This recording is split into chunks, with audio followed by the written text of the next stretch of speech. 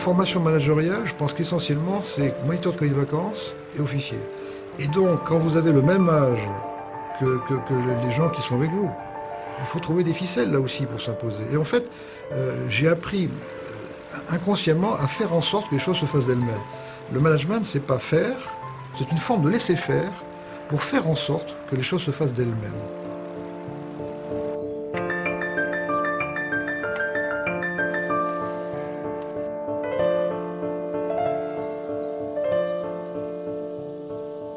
Vous avez vu qu'à Favy, quand vous sortez du parking, vous tombez sur un arbre.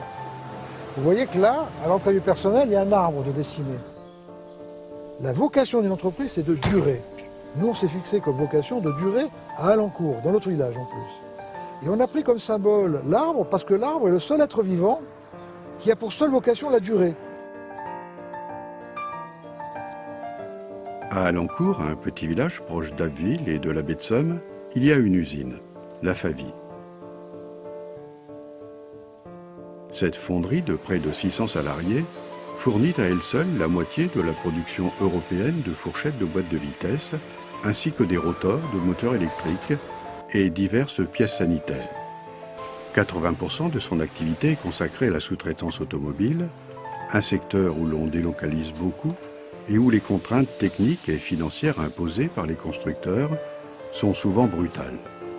Malgré cela, en ce printemps 2008, la Favy affiche toujours de confortables bénéfices et semble durablement accrochée à son village. Le secret de cette réussite se trouve résumé dans un livre au titre quelque peu angélique, La belle histoire de Favy, ou l'entreprise qui croit que l'homme est bon.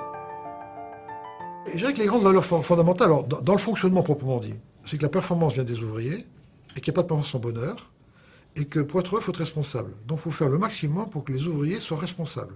D'où la notion de mini-usine, d'où la notion d'autonomie, d'où la notion d'absence de contrôle. Notre organigramme, chez nous, notre organisation, ce sont des mini-usines, des groupes de personnes, de 20 ou de 30, et ces mini-usines sont rattachées à un client. Donc on ne parle pas du client, mais on parle de son client. À la tête de la mini-usine, il y a le leader, un ancien opérateur coopté par ses collègues.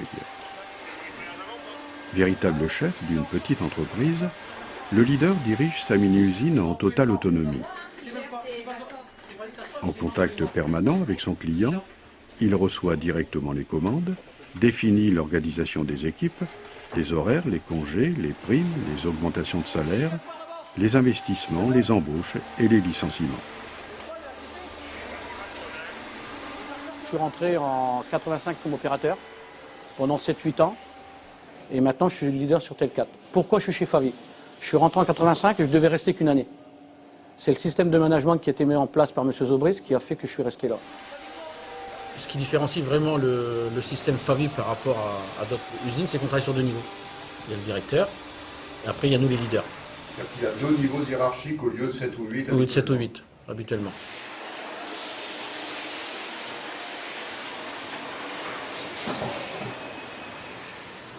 Ce qui est bien dans le rôle de leader, c'est que tu gères le produit que tu commandes en fonderie, jusque là tu l'amènes dans le camion. D'accord ? Là, il y a un agent qualité qui passe derrière et qui contrôle, qui fait des prélèvements. Si ces pièces OK, on met ça dans le camion. C'est le même individu avec son équipe qui gère depuis le choix des fournisseurs, la réception des machines, toute la transformation, et chez nous est assez long, parce qu'il y a la fonderie, il y a la découpe, il y a l'usinage, il y a l'assemblage, il y a l'expédition, etc., qui va gérer tout ça. Et donc c'est pour ça qu'on n'a pas ça du personnel, c'est pour ça qu'on n'a pas de planning, c'est pour ça qu'on n'a pas tous ces services parasitaires, parce qu'il n'y a pas de tension.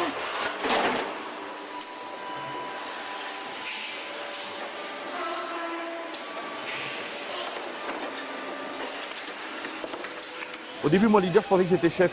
Mais en fin de compte, non, c'est pas ça. Nous, ce qu'on demandait à un leader, c'est d'être un bon manager d'un groupe. Et surtout d'être crédible envers les opérateurs, hein, je pense. Hein, c'est ça. C'est ce qui renferme tout. Hein. Si vous êtes con avec... je pense que si vous êtes con avec des gens, ils vont être cons avec vous. Ça, c'est sûr. Ils vont vous le redonner. Sûr. Pour moi, ce qui me sauve, c'est que j'ai quand même été opérateur pendant 8 ans. Et puis, je sais ce que c'est la production. Je sais de se lever à 4 h du matin pour aller bosser. Hein, faire des pièces, et c'est vrai que c'est pas évident. Opérateur, franchement, c'est pas évident.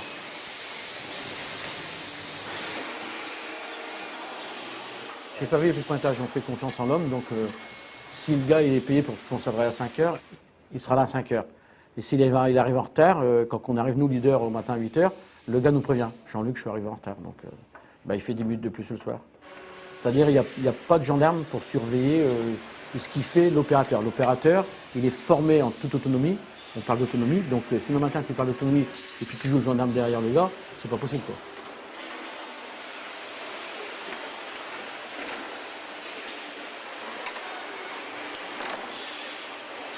L'homme est comme on le considère.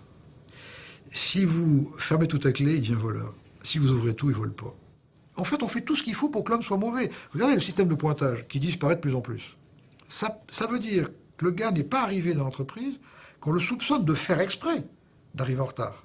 Parce que s'il ne fait pas exprès d'arriver en retard et qu'on sanctionne, c'est profondément injuste. Dès qu'on fait ça, le gars a un comportement dans une entreprise qui est négatif. On me prend pour un con. Je me comporte comme un con. Alors là, Sébastien, il travaille 1 heure. L'heure seconde après, il ira travailler au fer. Il travaille toujours dans la polyvalence pour dire de changer les mouvements des bras.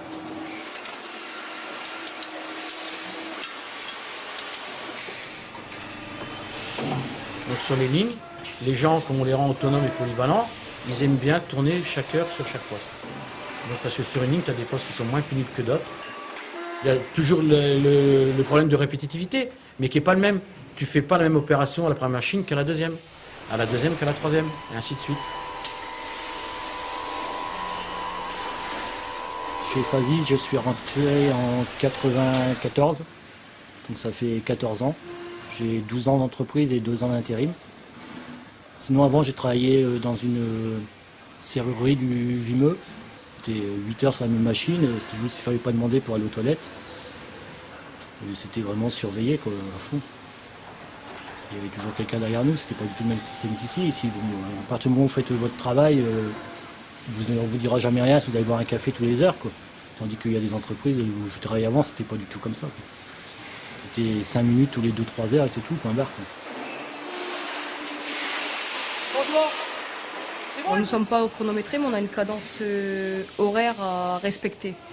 Mais c'est nous qui gérons la production. En fait. Le principal, c'est que les 1800 pièces en 8 heures soient faites en fin de journée. Je ne veux pas dire qu'on fait ce qu'on veut, mais bon, on est très libre.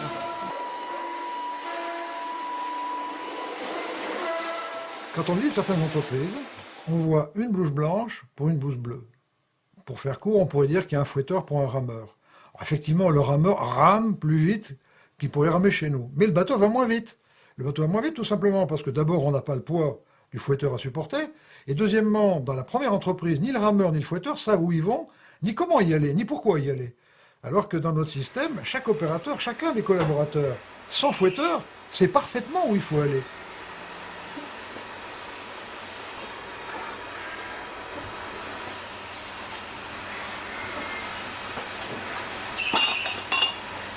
Dans le système habituel, quand tu as un régleur, il va régler la machine. Il arrive, il règle la machine, il sort une pièce bonne, 2 pièces bonnes, puis après il s'en va, quoi. Et on met l'opérateur dessus, et au bout de 2 heures, tu as le contrôleur qui passe, il prend une pièce, ah ben non, c'est pas bon. Qui c'est le responsable? Celui qui vient de faire les pièces, qui n'étaient pas bonnes. Comme ça se passe, de toute façon, on dit c'est celui qui l'a fait. Ou alors le régleur au départ qui a mal réglé la machine. Dans le système Favy, c'est toi qui règles la machine, et c'est toi qui les fabrique, les pièces, et c'est toi qui les contrôle. Il y a une connerie, c'est nous qui l'avons faite, quoi. On ne peut pas mettre ça sur le dos de quelqu'un d'autre. On ne peut pas dire c'est de la faute du régleur ou c'est de la faute du contrôleur. C'est un peu une méthode artisanale. Donc ça veut dire que ce système très hiérarchique est générateur de conflits. Oui.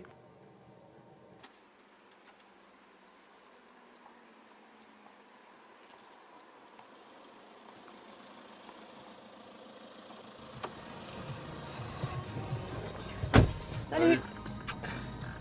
On a dormi? Ouais. Bon, c'est parti.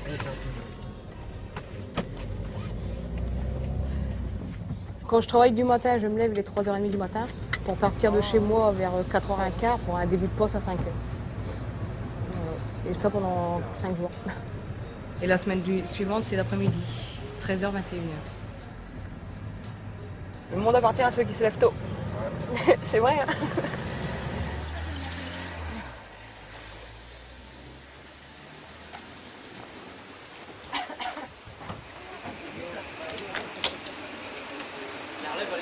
Cyril,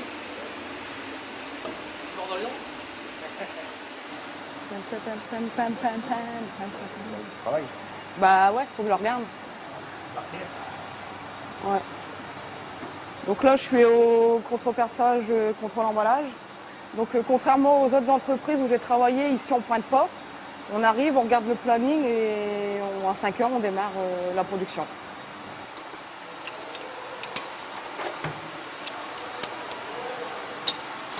Et là, c'est parti pour 8 heures. Et là, c'est parti pour 8 heures. Voilà.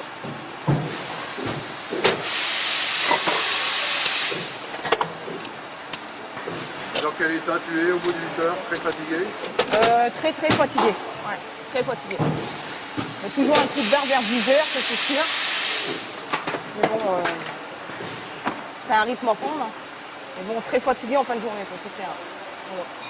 Et le pire, c'est que ma journée, moi, n'est pas terminée parce que j'ai les enfants l'après-midi, donc voilà. Tu préfères quoi, d'être matin ou après-midi? Du matin. Quand même du matin, parce que l'après-midi, c'est vrai qu'on a des choses à faire tout seul. Le matin, t'as pas trop de temps. Et pour les enfants aussi, parce que moi, je les vois pas le soir, donc voilà.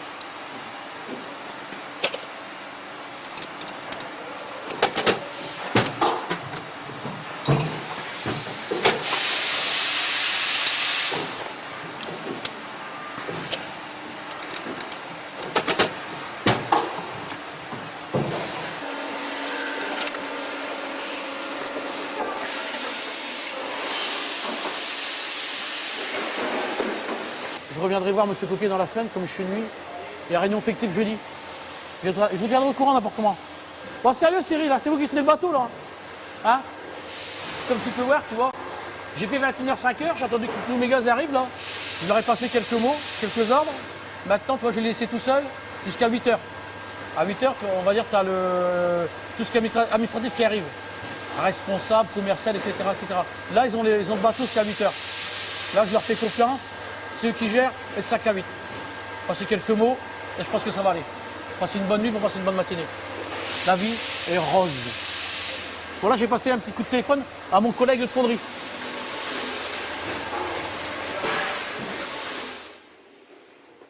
Je raccroche, et dès que je raccroche, dodo. Bah bon, je vais aller voir un tout petit peu, encore un petit peu là, 5-6 minutes quoi avec eux, discuter un peu de choses et d'autres. Puis après je vais décrocher quoi. Prendre ma douche, puis je vais me coucher. Tu te couches à quelle heure? Wow. 6h moins quart, 6h, temps de descendre. Prendre ma douche, puis temps de descendre. Et ça Un va, petit 6 heures. le rythme Non. t'arrive? Non, les 2 premiers jours, non, je suis pas bien les 2 premiers jours. Je suis fatigué. Très fatigué, puis c'est dès que tu rentres, tu penses que tu vas dormir, mais tu as des bruits dans ta tête, tu as des bourdonnements, et puis bon, si tu as eu des petits soucis, ça te travaille un tout petit peu. Mais, et puis il y a la cassure, quoi. Donc quand tu es habitué, tu as le roulement, mais là, bon, 8 semaines de jour, pouf, tu as une semaine de nuit. Tu t'habitues fin de semaine, quand tu as fini, tu rentres, tu dors pas. Samedi, tu vas te coucher, tu n'arrives pas à dormir, donc tu regardes la télé tard. Dimanche, lundi matin, tu as une tête comme ça quand tu te lèves pour aller travailler. Mais bon, c'est le business, c'est comme ça. Hein. C'est notre fonction, c'est le système qui veut, puis qu'on accepte.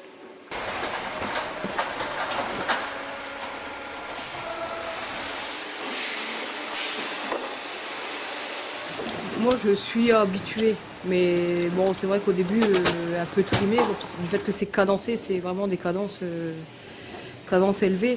Mais bon, c'est un rythme à prendre. Une fois qu'on a l'habitude, ben, on le voit avec les nouveaux intérimaires quand ils viennent. Selon les personnes, c'est vrai qu'ils ont du mal à suivre quand même.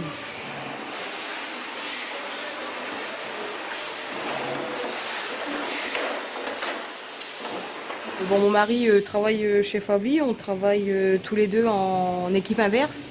Bon, on a voulu ça déjà pour les enfants, parce que je ne me vois pas les lever tous les jours à 4h du matin ou alors les rechercher à 10h le soir chez la nourrice. On se voit pas beaucoup, c'est vrai. Mais bon, on a fait plutôt ça pour les enfants.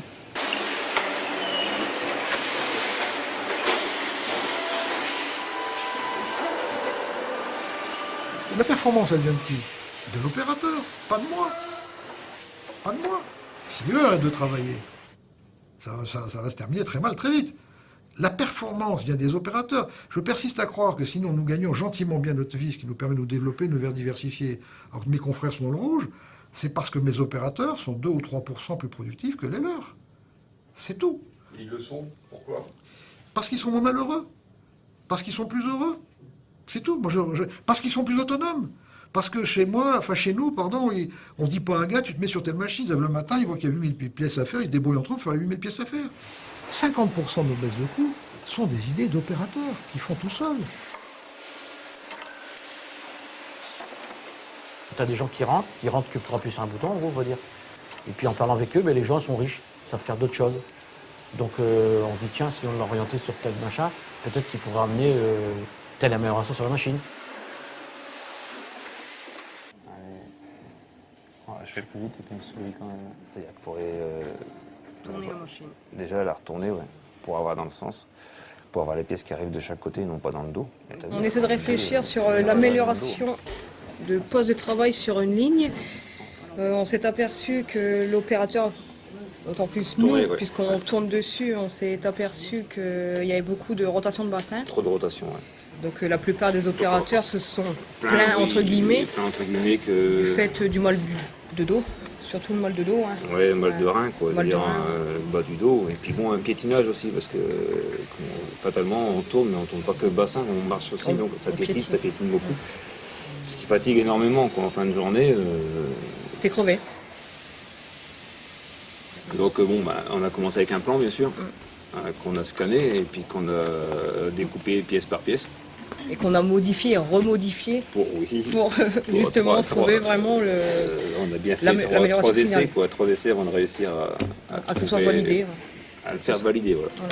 C'est que ces crosses-là, ils arrivent ici, en dessous de la machine. En passant en dessous, à la rigueur, ils pourront rectifier la porte. Hein. Puis la remonter un peu s'ils veulent l'ouvrir sans avoir de problème. Et puis rallonger le rail ici, qui va venir ici à la place de celui-là. C'est tout. Comme ça, tout est ici et ici. Voilà, pour pouvoir travailler. La plupart des entreprises ont des boîtes à idées. Alors déjà, dès le démarrage, c'est bâtard. Les idées d'ouvriers sont jugées par des cadres. Comment voulez-vous qu'un cadre juge une idée d'ouvrier? Nous, on ne parle pas d'idée. L'idée, c'est rien, l'idée. Mais laisser l'individu aller de l'idée à l'action, c'est son autonomie. Lui dire, donne-moi ton idée et on regardera si on pourra la mettre en action, il n'y a pas d'autonomie. Et le gars a l'impression qu'il se fait voler son idée, même si on donne 4 sous derrière. Je pense qu'à un moment donné, les idées des opérateurs doivent être récompensées. Les opérateurs... Vous les stimulez quand même, vous stimulez ça. Oui, les opérateurs sont moteurs hein, dans la mise en place d'actions d'amélioration. Alors effectivement, on stimule par les différents trophées. Alors, c'est Bruno Lauvergne.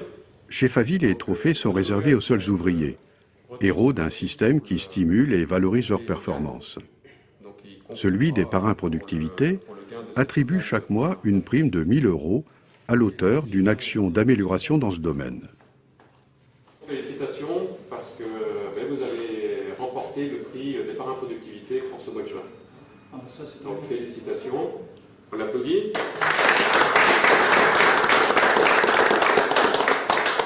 Voilà.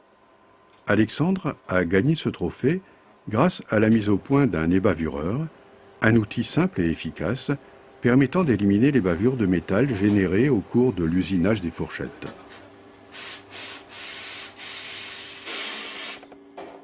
On fait quand même de grosses quantités de pièces par jour, et c'est toujours 2 trous par pièce. Et quand on calcule à la fin de la journée, ça provoque quand même une bonne fatigue de l'opérateur, non seulement au niveau du poignet, mais aussi au niveau de la paume de la main. Donc quand on m'a mis sur cette machine-là, j'ai mis au point, en réfléchissant à un tournevis mécanique, vous savez, les tournevis que quand on appuie, ça serre les vis, quoi. C'est le même système, sauf que là, il y a une petite fraise au bout, et quand on appuie, la fraise se met à tourner automatiquement, hein, et quand la bavure saute. Il y a le côté réputation, c'est vrai, mais il y a aussi le côté salaire qui joue. Hein. C'est quand même pas rien, une prime de 1 000 € pour un objet fabriqué en 2 heures.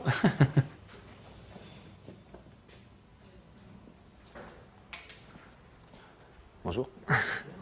À la veille des vacances d'été, les bénéficiaires des 12 trophées productivité de l'année concourent à nouveau pour le trophée Kaizen, du nom d'une méthode de progrès conçue au Japon.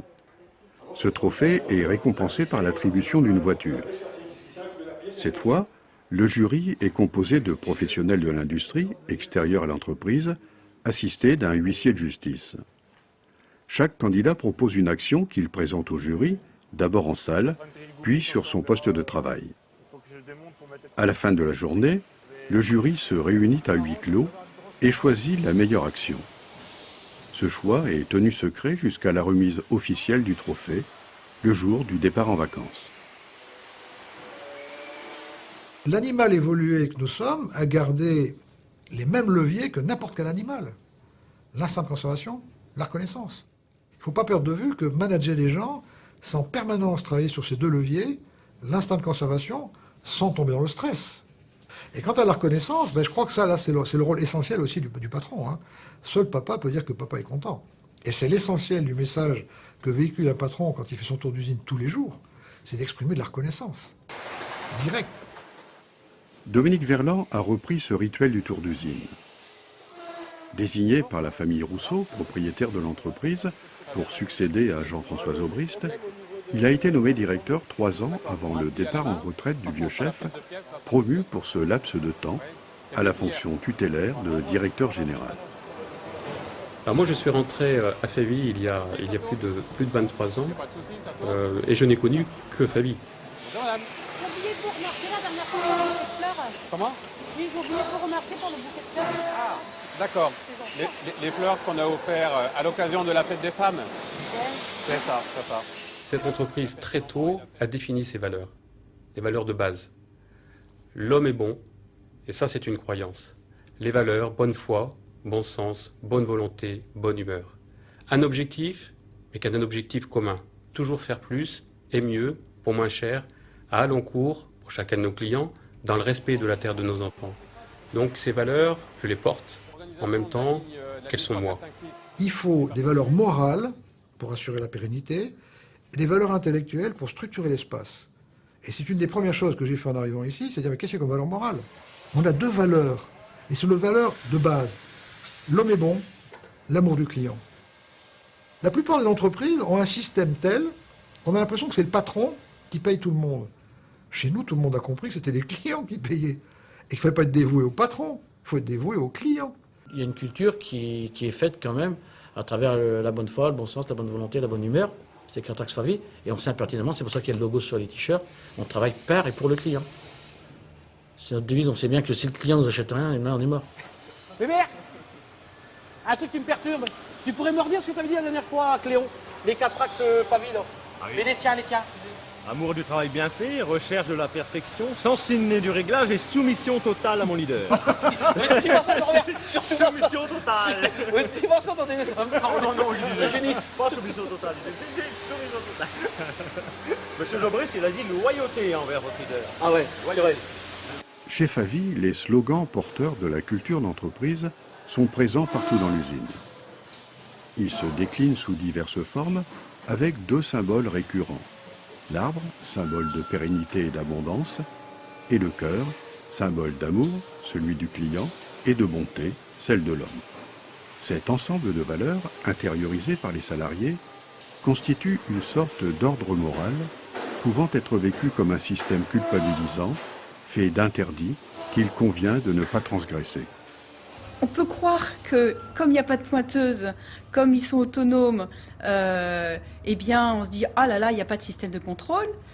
Mais non, il y a bien un système de contrôle. Mais c'est un contrôle qui est intégré dans chaque opérateur, il est intériorisé et il se manifeste d'une façon groupale, ensemble. On est sur cette croyance que l'homme est bon, s'il n'est pas bon, et si intentionnellement il n'est pas bon, il n'a rien à développer au sein de notre organisation. S'il n'est pas bon, il se met à la loi tout seul. C'est-à-dire que le groupe va le rejeter.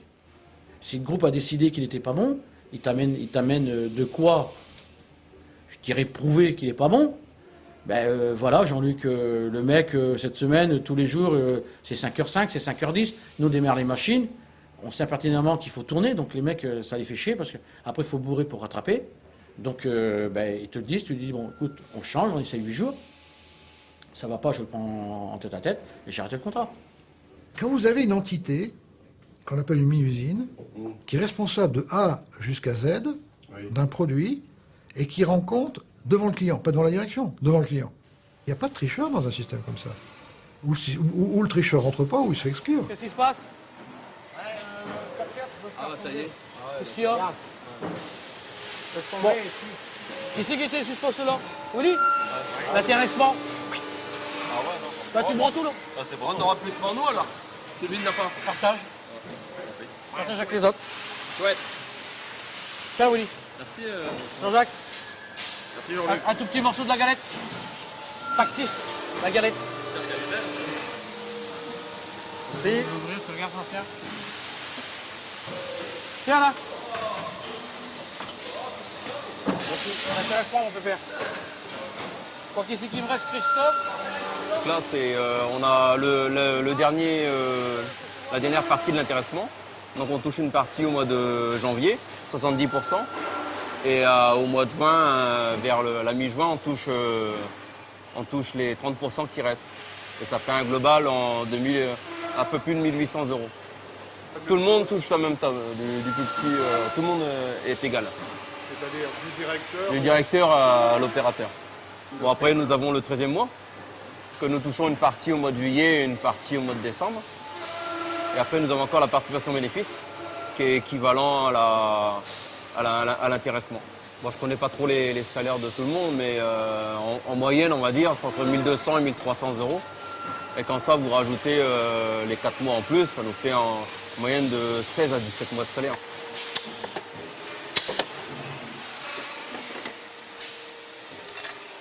La vocation de l'entreprise privée, c'est d'être une machine à faire du fric.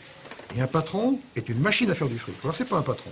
La seule différence qu'il y a entre ce qu'on a fait nous et ce qu'ont fait les autres, c'est que nous, on part du principe que l'altruisme et une forme d'humanisme est le meilleur moyen de faire du fric. Il ne faut pas tout mélanger. Nous ne sommes pas humanistes par charité. Non, c'est pour faire de l'argent. Régulièrement, les opérateurs rendent visite à leurs clients. Cette année, ceux de la mini-usine Renault sont partis 3 jours en Roumanie découvrir l'usine d'assemblage des boîtes de vitesse TL4 de Pitesti, peu de temps après une importante grève des salariés roumains, conclue par une augmentation de leur salaire. Une visite qui n'a fait qu'accentuer les interrogations des opérateurs de la FAVI sur les risques de délocalisation dans leur secteur d'activité. Puis l'ambiance était comment suite à leur mouvement de grève? Oui, pour eux, c'est un bien. Ils vont gagner plus, de toute façon. Comme ils sont payés et pas crête, un jour, ils vont gagner un peu comme nous. Mais s'ils gagnent comme nous, peut-être après nous se poser des questions. C'est-à-dire s'ils gagnent comme nous demain, c'est mieux pour nous ou c'est mieux pour eux? Non, c'est mieux pour nous. Pourquoi, Jean-Jacques? C'est mieux pour nous? S'ils ont le même salaire que nous, il n'y a pas de raison qu'ils aillent ailleurs. Donc ça vous a semblé quand même exorbitant que Renault investisse autant de pognon là-bas? Il faut qu'ils rapportent vraiment de l'argent, parce qu'avec tout ce qu'ils ont mis comme argent dedans... Moi, j'ai été étonné de nous voir... C'était si... moderne, quand même. Moderne. Des moyens, ils ont les moyens de travailler. Ouais. Et nous, on a le savoir. Pour toi, par la suite, ce qui fait la différence, c'est productivité puis le savoir-faire, la qualité. Voilà. Ce qui pourrait, s'ils viennent à une qualité comme la nôtre, là, ça serait pas bon pour nous.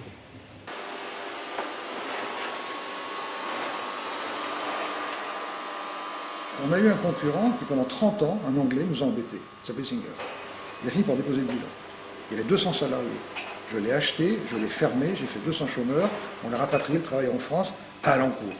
N'importe quelle autre entreprise, en raison en court terme, aurait gardé l'autre fonderie qui était dans le sud de l'Angleterre et aurait mis les deux entreprises en concurrence. Ce n'est pas notre cas. Nous, en fait, on veut rester à Alencourt. Chez FAVI, le service recherche et développement compte 35 personnes, soit environ 6% des effectifs. Un chiffre particulièrement important, révélateur d'une volonté permanente d'innover pour trouver de nouveaux marchés. Nous sommes convaincus que tout ce qui est manufacturier au sens large va logiquement d'ailleurs migrer vers les pays à faible coût de main-d'œuvre parce que c'est la logique et c'est l'évolution. Alors fort heureusement, convaincu de ça, on a défriché, pour rester à Alencourt, une nouvelle dimension. On est en train de lancer des moteurs à très haut rendement qui, si toute l'Europe adoptait ce type de moteur, et ça va être imposé prochainement, permettrait déjà de remplir le quart des objectifs imposés par Kyoto. jour d'aujourd'hui, on démarre à peine les moteurs électriques. Il y a des groupes de réflexion pour chercher comment faire vivre 600 familles à Alencourt dans 20 ans.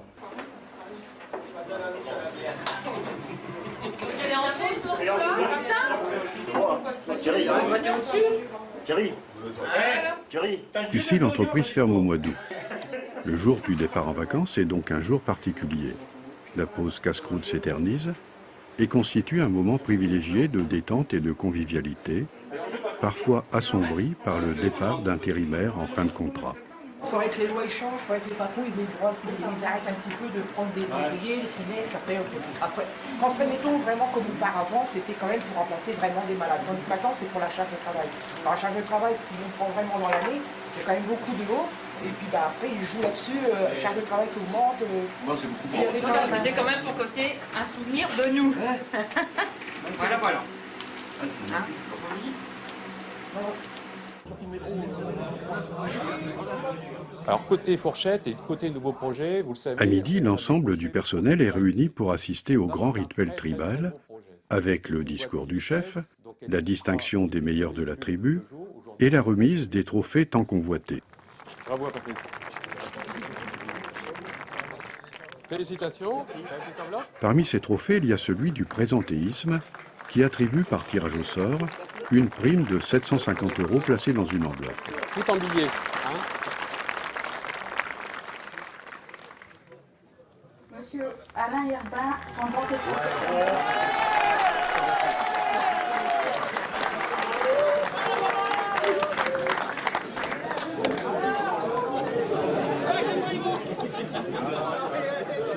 C'est pas moi qu'il faut remercier. Hein. Merci.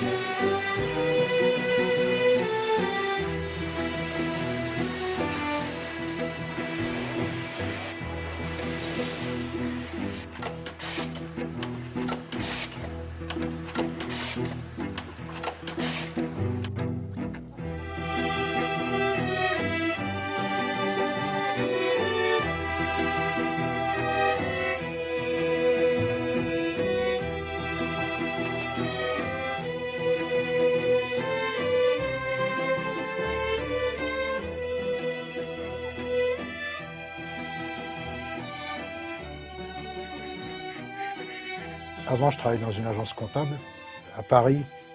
J'avais un gros manque. Et être enfermé dans une grande ville comme ça, avec beaucoup de monde, c'était pas mon truc, quoi. Alors de ce fait, j'ai suivi une formation en mécanique pour pouvoir revenir dans la région où beaucoup des boulots sont sur les sites industriels, quoi. Moi, je gagne peut-être moins d'argent, mais je suis plus heureux comme ça, quoi. On m'a traité de fou. J'aurais pu faire bûcheron, j'aurais pu faire n'importe quoi, mais il fallait que je trouve du travail par ici, quoi.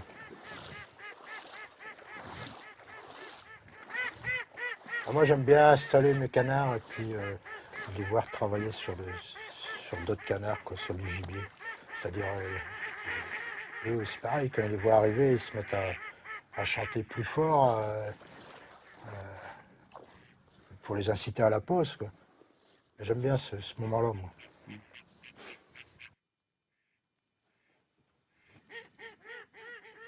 Le fait d'être enfermé 8 heures, entendre le bruit des machines, venir dans un endroit calme. Bon, il y a le bruit des canards, mais je veux dire, à part ça, c'est calme, quoi. Et puis bon, la nuit, il y a une vie dans la baie. Quand la marée monte, on entend passer les courlis, toutes sortes d'oiseaux, quoi. Et bon, je pense, oui, que les gens ont besoin de cette liberté, quoi.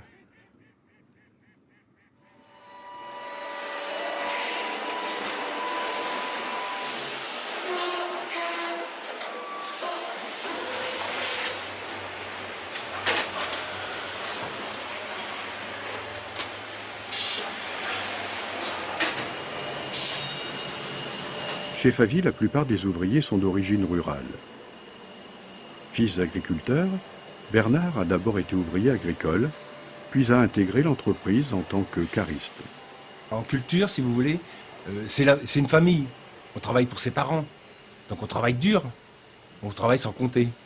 En fin de compte, quand vous semez le blé, et vous ne touchez pas l'argent tout de suite, vous ne touchez qu'à la récolte. Donc on est venu travailler, moi je suis venu travailler à la Favy en me disant, mon salaire, bon, c'est bien de l'avoir, tout le monde est content d'avoir un salaire, mais la priorité c'était quand même de sortir le produit, que le client soit content. Ensuite, être payé du produit qu'on a sorti. Et je pense que c'est ça la différence, c'est que quelqu'un qui n'a jamais travaillé en culture, on a une famille, c'est une famille.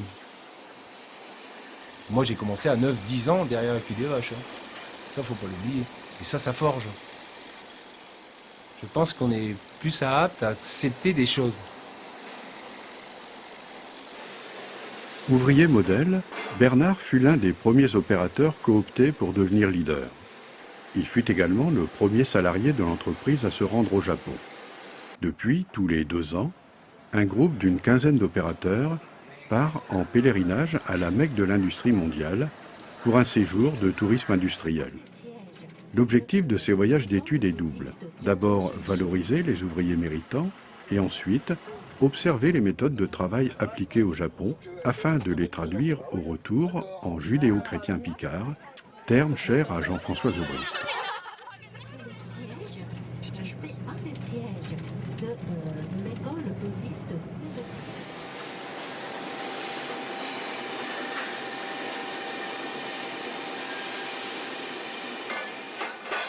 Après plusieurs années de travail passionné, Bernard a choisi d'abandonner son poste de leader pour redevenir simple opérateur, sans pour autant perdre son salaire. Moi, j'ai eu l'avantage, c'est que j'étais honnête avec moi. Je me suis dit un jour, Bernard, je crois qu'il va falloir que tu arrêtes. Mais bien avant d'en parler à M. Zobrist, parce que tu n'amènes plus rien. J'ai l'impression de stagner, j'ai l'impression d'être à côté de la plaque, parce que bon, ça modernisait, on modernisait tout le temps, et puis il fallait toujours se remettre en question. Quand vous avez 30 ans, 20 ans, 30 ans, ça va bien, 40 ans, et quand vous avez passé cette cape-là, c'est plus lourd déjà, puis vous assimilez plus pareil. Alors j'ai dit, peut-être qu'il est peut-être temps que je décroche. Ça n'a pas été facile de le dire, parce que je ne savais pas comment M. Zobrist il allait réagir, parce que... Et vous pensiez le décevoir, c'est ça? Oui. Oui, c'est ma plus grosse crainte. Et c'est dur quand même, hein. C'est assez dur. Hein. Je comprends que les gens qui sont en place, ils ne veulent pas perdre leur place. Voilà. C'est autre chose, hein. Ça n'a plus rien à voir du tout. Hein.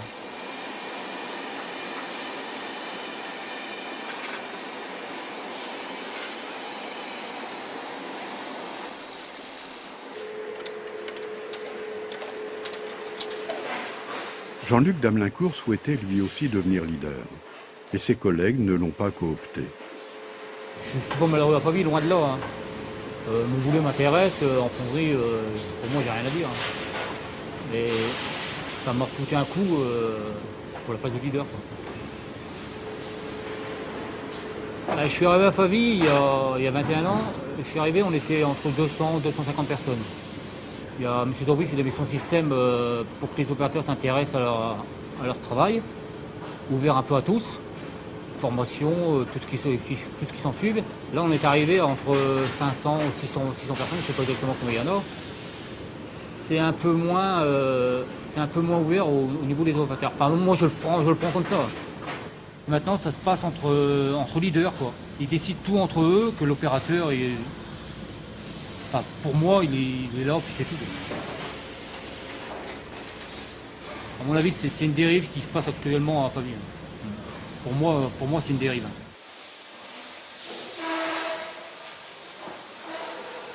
Messieurs, bonjour. Peace and love, Jean-Luc. Qui je n'ai pas vu? Thierry, je t'ai vu ce matin, mon père. Rémi, salut. François. Salut. Guillaume. Salut Jean-Luc. Comment tu vas, mon mère? Ça va. Alors, je te présente... je te présente Martine. Martine, je te présente Bernard. Bernard, ça a été un des premiers leaders de Faville.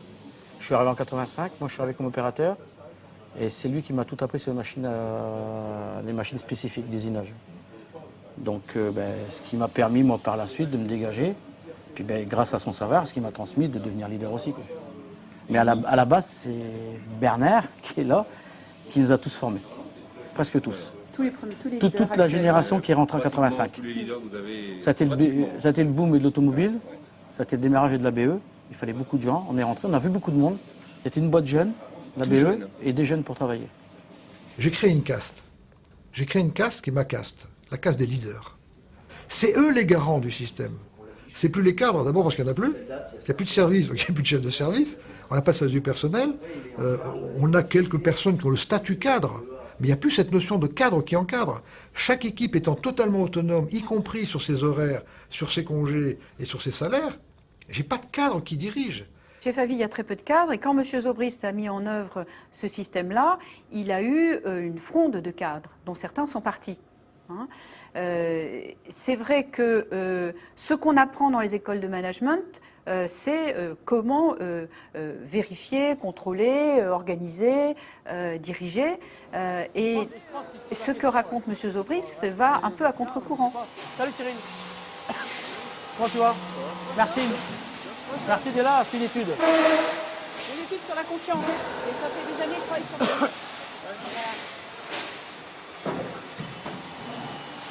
Voilà. Alors Cyril, lui, son hobby, c'est l'informatique. Mon statut en tant que leader, je suis agent de maîtrise.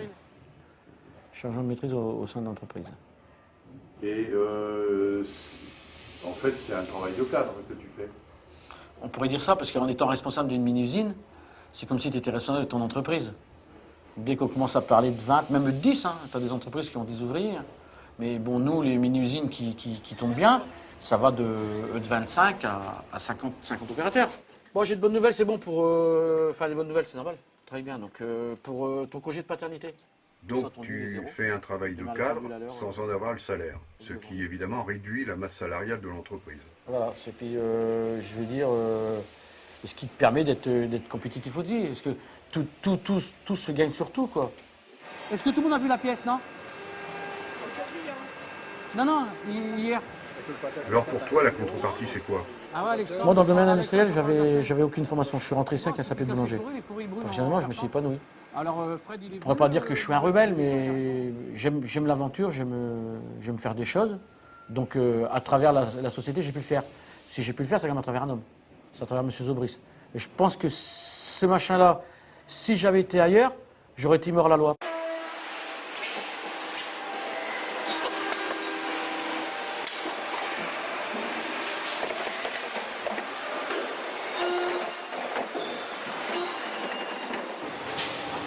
Quand je vois ce tableau-là, je comprends que vous avez de moins en moins de boulot. Voilà. Qu'est-ce qui se passe? Là, tu remarques que toutes les machines tournent. Bah oui. Début d'année, on a une grosse demande très forte au niveau de la TL4 sur Séville, Roumanie. Oui. Roumanie, ça commence. Et là, on voit que depuis quelques semaines, la conjoncture est défavorable. Donc Renault actuellement vit mal. Donc si Renault ne vend pas de véhicules, directement, tout ce qui est sous-traitant, nous pour la fourchette, on en subit les conséquences. Donc ce qui chagrine un petit peu actuellement, là depuis 15 jours, c'est ce qui est dit au niveau des médias. C'est-à-dire Renault va licencier, Renault va chômer. Ça c'est le mois d'août. Là c'est le mois d'août. Ça c'est septembre. Voilà, c'est septembre. Donc on voit bien, donc, tu vois là. Regarde aussi cette semaine. Là, tu as des lignes qui ne tombent pas. Tout le monde fait du moins 100, même les opérateurs qui sont actuellement dans la ligne. On voit bien, on tourne un peu au ralenti, ils font du moins 100. Est-ce que ça va durer? Est-ce qu'on va pouvoir continuer comme ça? Tout le monde se pose la question. On a un peu les boules, quoi, quelque part.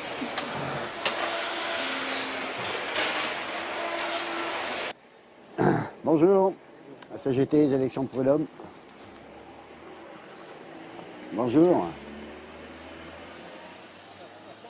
Vous n'avez pas de syndicat là-dedans? Non. Il semble que dans cette entreprise, il règne une certaine peur de pouvoir exercer le droit syndical comme il devrait l'être exercé. Artificiellement, on donne aux salariés l'impression, en quelque sorte, d'avoir une responsabilité importante dans l'entreprise. Bonjour, la CGT. Je pense que c'est de l'auto-exploitation, alors c'est finement fait, hein. Je pense que la direction utilise des moyens finement pensés et profite d'une main-d'œuvre que je dirais peut-être plus malléable qu'ailleurs pour pouvoir expérimenter ce genre de production.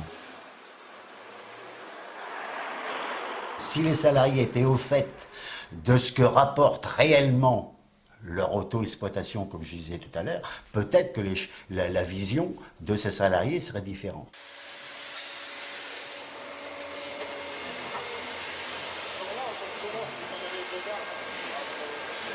Heureusement pour nous qu'ils ont des bonnes dividendes. Autrement, l'entreprise ne serait peut-être plus ici. Nous, c'est l'entreprise familiale, c'est une seule famille en fait. C'est mieux ça? Oui, c'est mieux, oui. Oui, beaucoup mieux. Un patron, on a beau jalouser un patron, mais un patron, tant qu'il se fera du fric, comme je dis toujours, il sera heureux. Les actionnaires, tant qu'ils se feront du fric, ils embêteront personne. Avant que M. Zobrist il arrive, vous auriez travaillé en fonderie, vous ne voyez même pas les personnes au bout de la fonderie. Ils ont investi. C'est vrai qu'ils n'ont pas fait du fric que pour avoir du fric.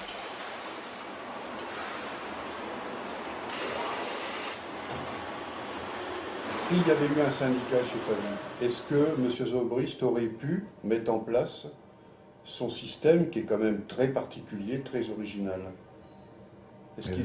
Moi, je pense que non. Et pourquoi? Parce que c'est deux clans toujours opposés, quoi. Et donc, il y a toujours un clan qui aurait empêché l'autre de faire ce qu'il avait envie de faire, quoi. Moi, je ne vais pas dire que je suis contre le syndicat, mais ici, je ne vois pas pourquoi il y a un syndicat. Si tu as quelque chose à dire, tu vas avoir tu prends rendez-vous, puis tu vas discuter de ton problème.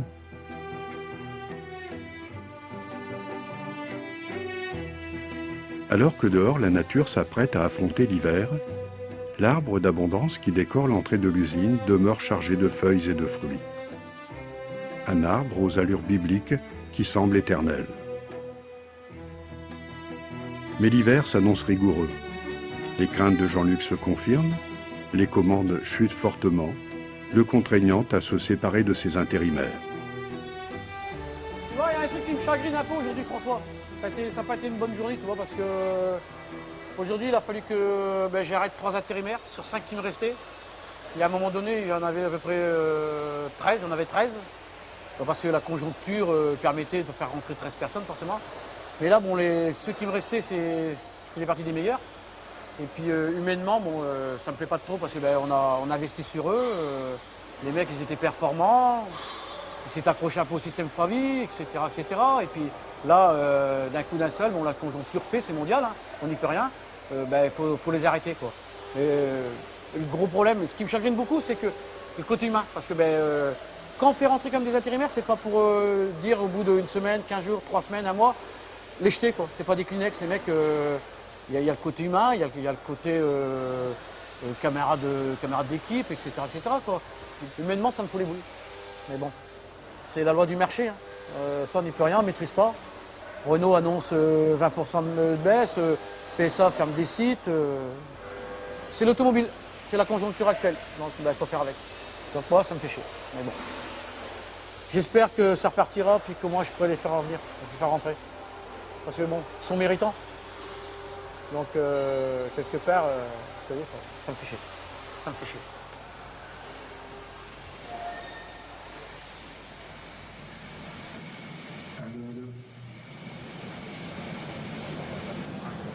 À la veille des congés d'hiver, après 25 années passées à la tête de l'usine, Jean-François Zobrist prend sa retraite. Ce qu'il considérait comme un non-événement fait toutefois l'objet d'une petite fête organisée par le comité d'entreprise. Ah oui, vous avez ma passion pour le... C'est gentil, c'est très gentil.